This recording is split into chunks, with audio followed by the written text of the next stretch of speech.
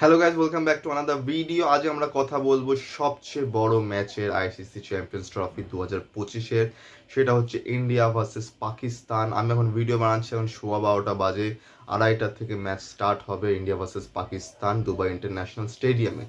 এবং প্রথমে কথা বলি যে পাকিস্তান অলরেডি এক গ্রুপ ম্যাচের ফার্স্ট ম্যাচ হেরে গেছে নিউজিল্যান্ডের সামনে, যেখানে নিউজিল্যান্ডের থেকে তারা 60 রানে হেরেছে এবং তাদের নেট রান রেট -1.200 আছে।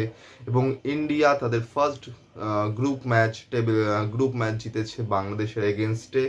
এবং সেখানে ইন্ডিয়ার নেট রান রেট হচ্ছে +0.42 সামথিং।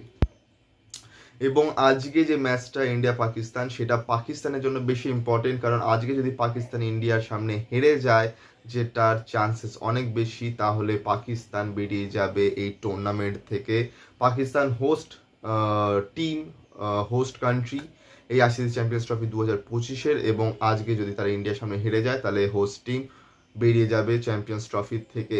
এবং ইন্ডিয়া গ্রুপ এতে লিড করবে, নাম্বার ওয়ানে থাকবে আজকে।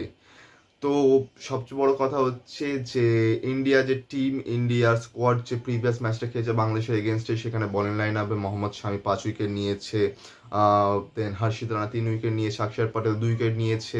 হ্যাট্রিক হয়ে যেত, রোহিত শর্মা ক্যাচটা মিস করেছে বলে হলো না হ্যাট্রিক তার।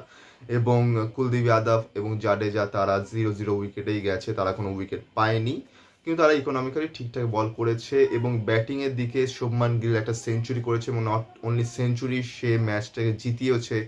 এবং কে এল রাহুলও খুবই ভালো একটা নক খেলেছে, রোহিত শর্মা ভালো নক খেলেছে, পাওয়ার প্লেটাকে ইউটিলাইজ করেছে প্রপারলি। বিরাট কোহলির ফর্মটা নিয়ে এখনো একটু ডামাডোল আছে, এখন বিরাট কোহলি সেই ফর্মটা ফেরেনি, কিন্তু বিরাট কোহলি বড় ম্যাচের প্লেয়ার একজন। এবং আজ ইন্ডিয়া পাকিস্তানের ম্যাচে আমরা সবাই আশা করি যে বিরাট কোহলির ফর্ম ফিরবে এবং সেটা ভালো নক খেলবে। দেন কথা বলি পাকিস্তানের প্রিভিয়াস ম্যাচে খুশদিল শাহ এবং আগা, এরা দুজন ভালো খেলেছে, ভালো ব্যাটিং করেছে, but otherwise full batting line up just ডাউনেই গেছে। কারণ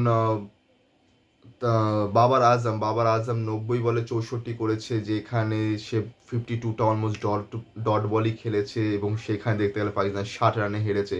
এবং পাকিস্তানের সেদিন যখন 320 তারা চেস করছিল, 320 না 315 আমার ঠিক মনে পড়ছে না এখন, যখন চেস করছিল সেই সময় প্রথম 13.5 ওভারে যদি তুমি 10 ওভার ডট বল খেলো এবং 22 রান করো প্রথম 13.5 ওভারে, তো সেটা ক্রাইম, সেটা কোনো সিচুয়েশন মেনটেন, মানে এটা না যে সিচুয়েশন এরকম ছিল, হয় না। সেই অপোনেন্ট টিম 320 করে দিয়েছে, তো তোমাদের অলমোস্ট 6.5 করে রিকোয়ার্ড রান রেট পার ওভার আসে। এখানে তোমরা 13.5 ওভারে যেখানে গিয়ে তোমাদের কমসে কম 72-78 রান থাকা উচিত বোর্ডে, সেখানে তোমরা 22 রান করছো, কারণ 10 ওভার তোমরা ডট বলই খেলেছো। তো এটা খুবই বড় ক্রাইম, এবং সেটা তারা করেছে, এবং তাদের অডিয়েন্স তাদের উপর খোঁচে আছে। বিভিন্ন ভিডিও তোমরা দেখতে পারবে, এবং যারা তাদের এক্স ক্রিকেটার তারাও,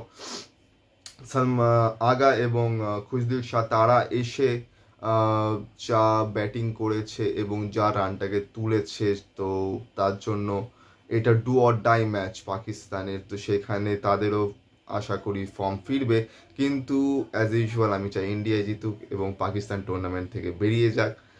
আর আজকের ম্যাচটা খুবই ইম্পর্টেন্ট। এবং টস জিতে কি নেওয়া উচিত? টস জিতে আমার মনে হয় ফিল্ডিং করাই উচিত।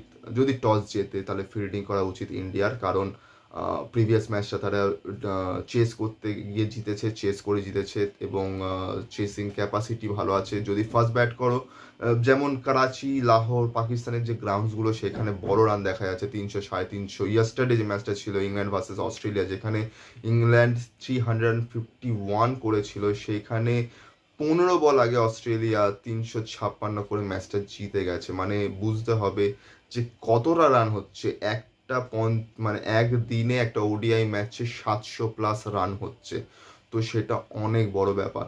কিন্তু যেহেতু ইন্ডিয়ারই শুধুমাত্র খেলা দুবাইতে, ইন্ডিয়ার সঙ্গে যাদের যাদের খেলা হবে তারা দুবাইতে খেলবে, তো সেই জন্য বাংলাদেশের একটা ম্যাচ হয়েছে এখনো অবধি, এবং সেই ম্যাচে আমরা দেখেছি যে ওখানকার মানে আউটফিল্ডিং খুবই স্লো, এবং রানটা সেইভাবে হচ্ছে না।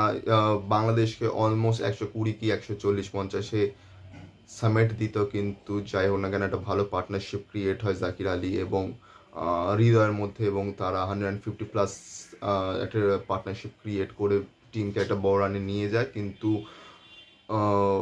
ইন্ডিয়া যখন সেই রানটাকে চেস করে, ইন্ডিয়া কিছুক্ষণের জন্য স্ট্রাগল করছিল, কারণ মিডল ওভারগুলোতে খুবই পুর রানিং চলছিল, রিকোয়ার্ড রান রেট 4-4.5-এর মধ্যেই ছিল, কিন্তু ম্যাচটা আরও আগে শেষ করা উচিত ছিল, কমসে কম 38 থেকে 40 ওভার, ম্যাক্স টু ম্যাক্স 40 ওভারের মধ্যে ম্যাচটা শেষ করা উচিত ছিল, কিন্তু সেটা 47 ওভার হয়ে যায়।